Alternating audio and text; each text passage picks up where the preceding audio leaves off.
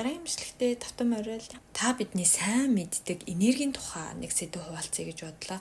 Бүх зүйл энергиэр бүтэж байдаг гэсэн ийм сэдв байгаа. Бид бүгд ерөөсөө сүүлийн үед маш их сонсож байгаа сэдв байгаа. Тэгээ би бас хэд хэдэн бичлэгч гэсэн хийж исэн. Гэхдээ энэ сэдвийг бас энэ удаа би ингээд энэ хүний ярианаас уншиж судлаад бас өөр нэг тийм бодолч гэх юм уу, өөр нэг эргцүүлж бодох мэдрэмж авсан. Сүүлийн үед би болохоор энергийн тухай түлхүү ингэж сонирхож уншаад байгаа байхгүй юу. Бас л яг энергийн тухай ярьдаг юмнууд давтагдаж гарч ирэх бах. Гэхдээ яг адилхан ингээд сэдвүүд юм шиг мөртлөөсөө тэр сэдвүүдийг ингээд уншаад хүн хүний ярианаас нэг юм ингээд авахд хүн яг бас нэг одоо анзаараагүй мдээгүй нэг зүйлээ мэддэг юм шиг надад санагдаад байгаа.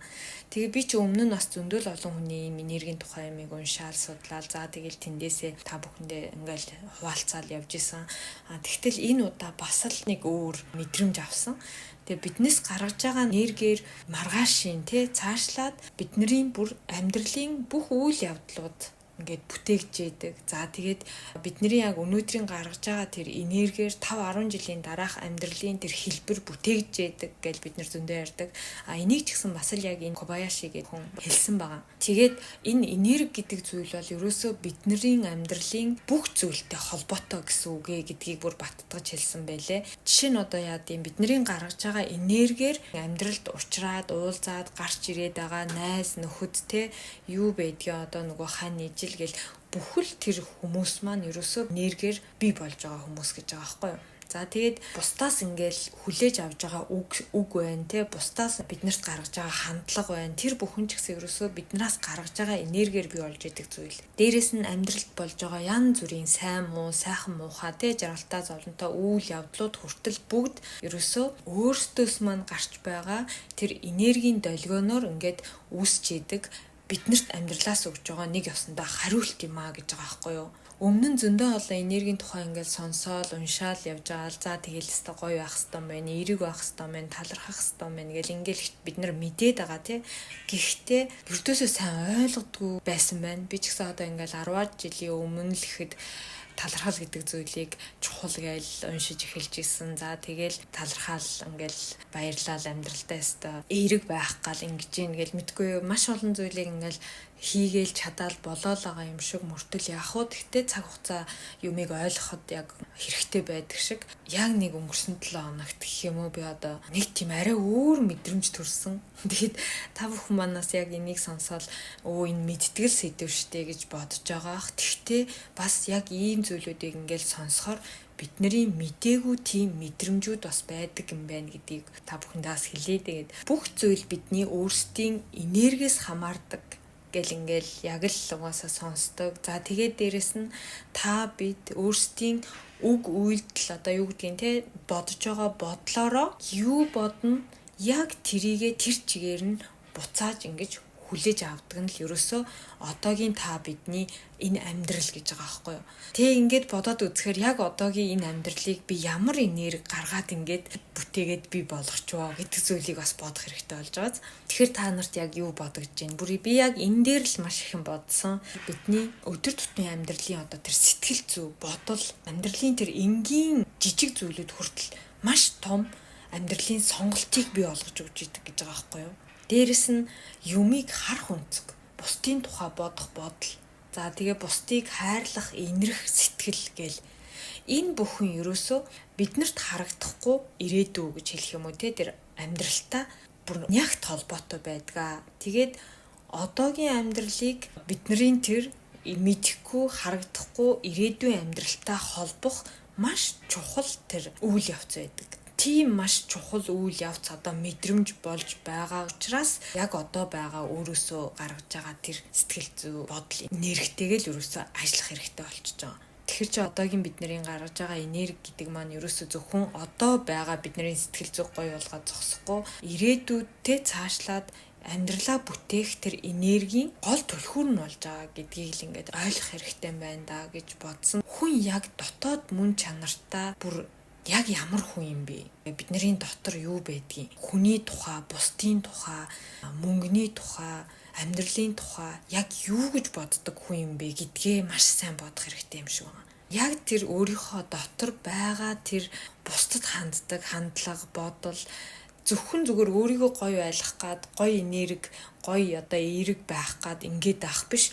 Та яг сэтгэл зүгээрээ нарийн одоо өөр лүгээ харна гэдэг зүйлийг л их ойлгох хэрэгтэй байна гэж бодсон. Тэгээд бид нар яг юун дээр ингээд анхаарах вэ гэхээр өөрийнхөө дотор байгаа хүн рүү хараач гэсэн юм үг байна. Өөрийгөө магтаж хөөргөж ийм зүйлийг ч гэсэн чаддаг гэсэн тийм хий хоосон хөөргөдөл таны дотор байна уу? Би гэсэн эго байна уу? Ингээд маш олон зүйлийг өөрөөсөө хар гэж байгаа байхгүй юу? За тэгээ би яг л ийм зүйлүүдийг бодож бас өнгөрсөн 7 хоногт ингээд өнгөрөөсөн. Тэгээд них муу юм хийгээд байгаа биш. Би ингээд яагаад ингэж амьдрдیں гэж маш олон хүмүүс боддог байх. Бид нар өөрсдөө муу гэж бодоогүй бидний доторх нөгөө энерги ингэж ялгарч ийн гэсэн үг байхгүй юу. Тэгээ эдгээр одоо тэр эго ч юм уу одоо ингээл өөрийгөө хит хөөргөдөг. Иймэрхүү зүйлүүд нь цаанаа ямар энерги хүний сэтгэл зүйд гаргаж идэг гэхээр хангалтгүй юм шиг өөртөө мэдрэмж өгдөг. Тэгээ ингээд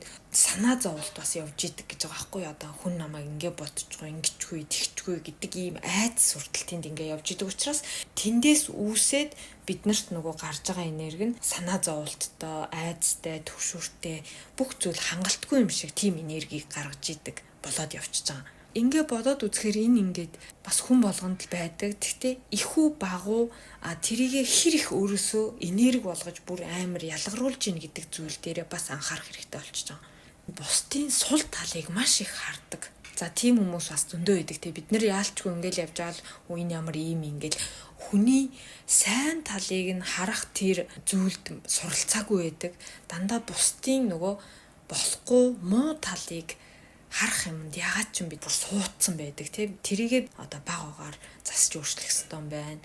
За тэгээд бусдын сайн талыг хар ингээл амнаасаа гоё үг гарга гэж хилээлээдэг мөртөл бид нар зүгээр л өөрийн мэдлгүй ингээл гадуур явж байгаа л энэ ямар ийм ингээд зүгээр ингээ харцсан байдаг чинь л тэр бүр ингээд бид нар суудсан л байгаа байхгүй. Өөрийгөө хийх хоосонд өвөлгөөл байна гэдэг чинь ерөөсөө нэг бардамнах гал тий бусдыг дорд үзэх гэсэн хандлага бас тэнд ингээл гарч байгаа. За тэнгуү та ингээл өөрөөсөө тэр бусдыг дорд үзэх гэсэн хандлага гаргаж ийна гэдэг чинь буцаал танд өөрийгөө дорд үзсэн хандлага ирнэ гэсэн ийм нэг өсөндөө энергийн хууль байгаа байхгүй юу. Бусдыг муулж гоочлох тий бусдаа өөрийгөө ингээд харьцуулах өөрийнхөө хичээж байгааг ингэж би ийм чаддаг ингэдэг хүн шүү гэж ингэж бусдад харуулах гэл ингээл бодоод үзэхээр эдгээр дотроос ч гэсэн би ингэж чадчих шүү гэж харуулахыг хүсдэггүй ингэж бараг байхгүй тий.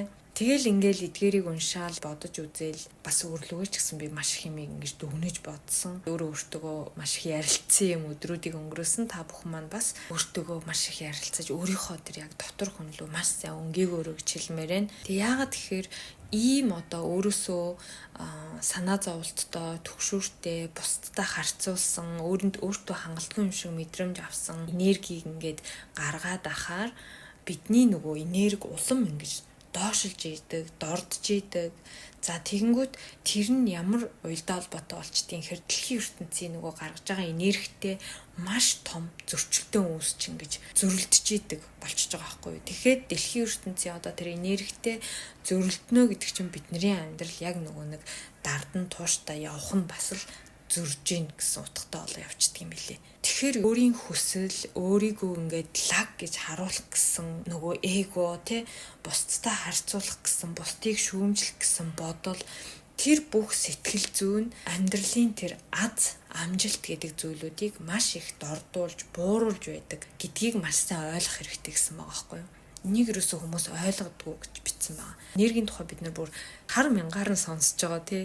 Энийг сонсоод ч бас ойлгохгүй хүмүүс байж магадгүй. Тэгээд яг ойлгох цаг нь бас хүнд ирдэг юм шиг санагдаад байгаа байхгүй юу. Тэгэл би ч гэсэн бас яг л ийм зүйлүүдийг өмнө ч гэсэн зөндөө сонсож уншиж ирсэн. Тэгтэл ойлгоогүй л байсан байгаа байхгүй юу. Тэгээд одоо яг бас 100% өөртөө ингээд ойлгоцсон гэж би бас хэлж чадахгүй. Тэгтээ хөөх гэд ингээд бүр бодсон байхгүй юу. Тэгээд яагаад тэгэхээр хүн ерөөсөө маш гоё тийм зөөлөн, тайван амьдрах юм байна л да. Гоё ингэж өөрөөсөө зөөлөн, тайван, юмд ингэж твдэж сандрахгүй ингэж амьдрах хэрэгтэй гэж байгаа байхгүй юу. Би бол маш юм яаруу хүн байхгүй юу. Одоо юунда яарад идгийн, ер нь маш яаруу, ингээл хүү хаа гэдэг тийм одоо зан ааштай.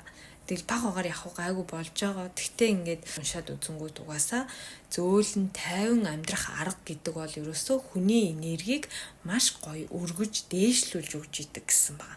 Одоо яг хүн хоорондын харилцаа ингээл танд сайн болж өгөхгүй ч юм уу те, таны ингээл хичээж байгаа хичээл зүтгэл чи ингээл нэг л талаар болж байгаа ч юм уу, тиймэрхүү мэдрэмжүүд ингээл төрж байгаа бол ерөөсөө та өөрөөсөө гаргаж байгаа тэр энерги эргэж харах, засах, яг одооноос өөрчлөх арга хэмжээ авах тэр дохио юм болов уу гэж бодож байна. Аль болох ер нь даруй, элдэг зөөлөн, тайван сэтгэл зүйтэй байж өөрөө тэр бүгдээ өөртөө ингээ гоё бүрдүүлж хадгалах нь хамгийн чухал гэж байгаа. Одоо хадгалж чадахгүй нэг өдөр тийм байгаа л нэг өдөр одоо хүү хаа гэл ингээл яар сандраал ингээл бусдыг муулаад ивэл бас тэр болохгүй тийм.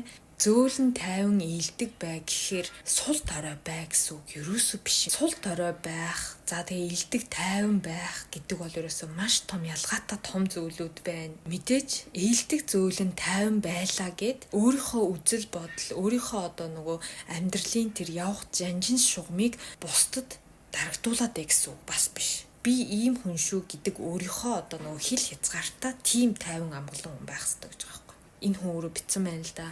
Маш их хэмээг даван туулж иж би бас ийм болсон. Одоо л би ингээд ямар нэг юм болоход за тийм үү гэд өнгөрөх хэмжээний тийм чадвартай болсон гэж байгаа байхгүй юу. Тэгээд явах хүмүүсийг явуулцдаг болсон. Одоо юу гэдгийг те болохгүй зүйлийг орхичдаг болсон. Тэрэнд ингээд сэтгэл зүйн унаад, нугараад, хугараад ингээд яхаа болсон гэд. Тэгэхээр л ерөөсөө уур уцаар юу гэдгийг те тийм юмар ингээд эсвэл нөгөө би ийм гэж цээжээ дэлдэж одоо юмыг шийдэх биш. Зүгээр л ингээд чимээгүй байдлаар, тайван амгалан байдлаар тэгээ болохгүй зүйлийг ингээд зүгээр хүлээн зөвшөөрч чадах чадвар гэл ингээд маш олон чадварыг бас давхар эзэмшиж гарч байгаа энерги бас өөрчлөгдөх болчихж байгаа байхгүй юу. Уурлаж хашгичиж би гэснээрээ хүн ерөөсөө лаг байдаггүй юм гэж бас хэлсэн байгаа. Тэгэхээр олон зөөлөн дулаан тийм гоё тайван энергиэр бид нар дэлхийн ертөнцийн энергитэй ингэж гоё яг таарч тохирж өгдөг байгаа шүү. Тэгээд